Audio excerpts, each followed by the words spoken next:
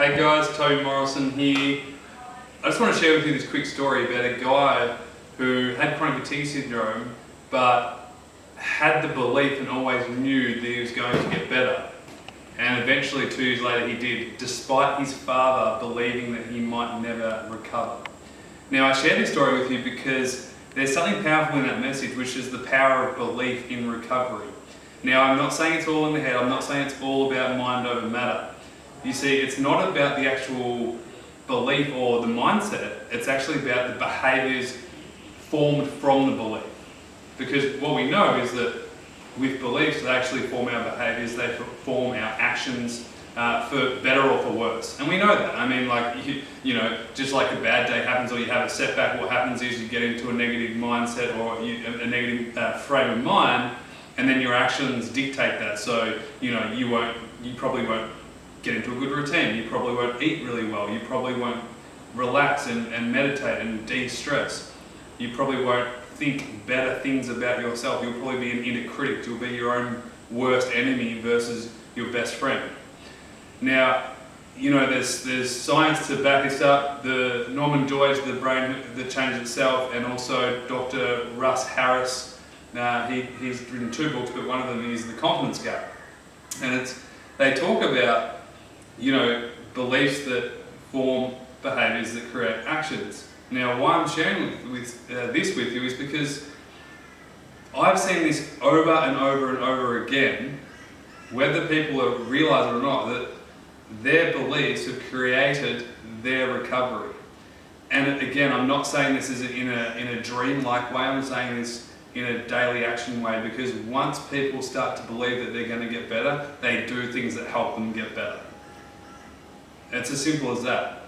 And as complex as that as well, because what happens is, human beings, I mean, if you're human, then you're going to have negative thoughts, and so you should. If you're going through a hard time right now, you should have bad days. You should allow yourself to feel like, you know, life is unfair and you know, things haven't panned out the way they should.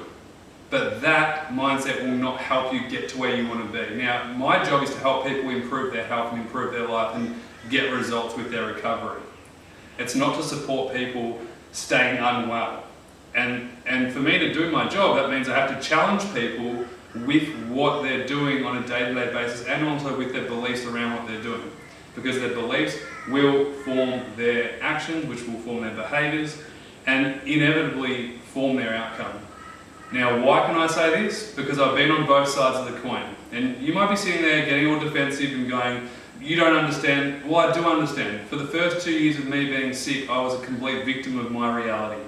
I used to ask questions like, why me? This is unfair. I can't get better. This shouldn't have happened to me.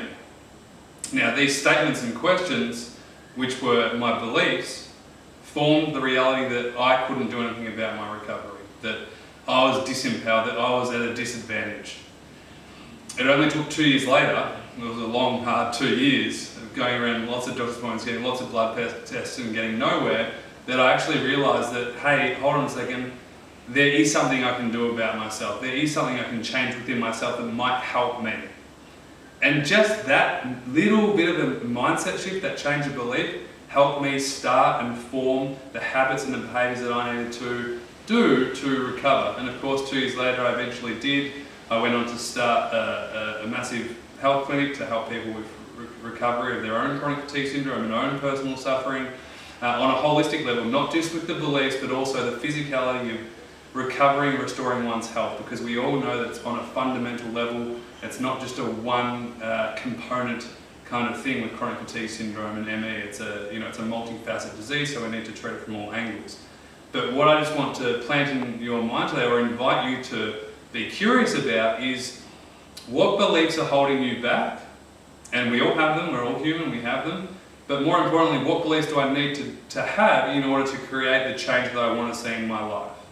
Now again, this is not an easy thing to swallow. I say this with sincerity because I know how hard it is on that side of things. But I'm also on the other side of it now, and I realise that if you want to change, you are the control centre for that. And it starts with your beliefs.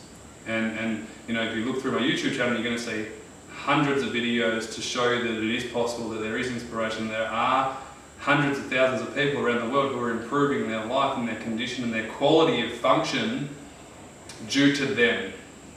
Not because of me, not because of my program, not because anything, but them. So my job today to share with you is that you are in charge of you. You can create change, but just be mindful of what's holding you back. Hope that helps. Something to think about. A little bit of a different topic today, but probably one of the most important topics I've spoken about before. I've just written an article which you can check on my blog, which is www.cfshealth.com/articles. It's called The Importance of Belief During Recovery, and you'll see a lot more evidence in that article which will support this video if you have any concerns. Hope that helps, and I will speak to you soon. Take care.